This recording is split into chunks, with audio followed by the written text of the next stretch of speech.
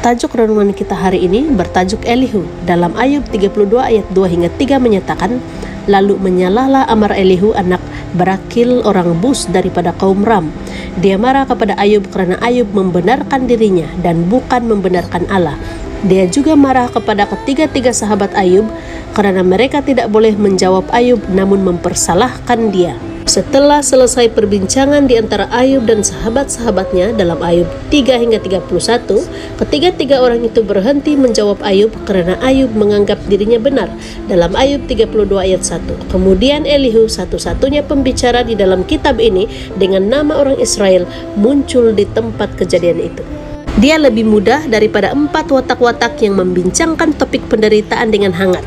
Dia pada awalnya berdiam diri, menghormati mereka yang lebih tua darinya, dan karena dia mengharapkan pengalaman Elifaz, Bildad, dan Jofar akan cukup untuk meyakinkan Ayub untuk mengakui kesalahannya.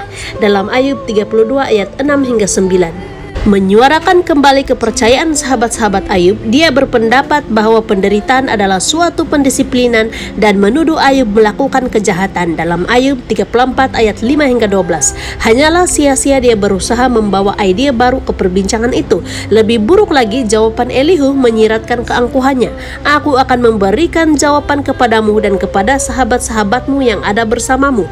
Ayub 35 ayat 4, seolah-olah memberikan pengenalan sebuah puisi kepada wacana Tuhan di bab terakhir. Kata-kata terakhir Elihu dalam pasal 37 tertumpu pada kuasa Tuhan yang terlihat di alam. Kata-kata terakhir yang tegas itu sudah tidak diperlukan karena mereka hanya mengulangi poin-poin yang telah diutarakan sebelumnya. Ia adalah lebih bijak baginya untuk berdiam diri. Tetapi tentu saja itu tidak mudah.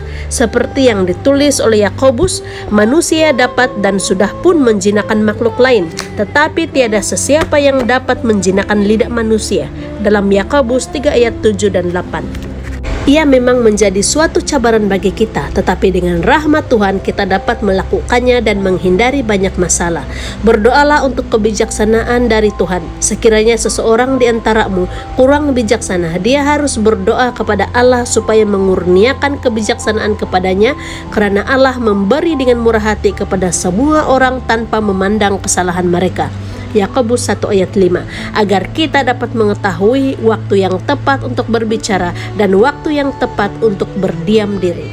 Demikianlah renungan kita pada hari ini. Tuhan memberkati.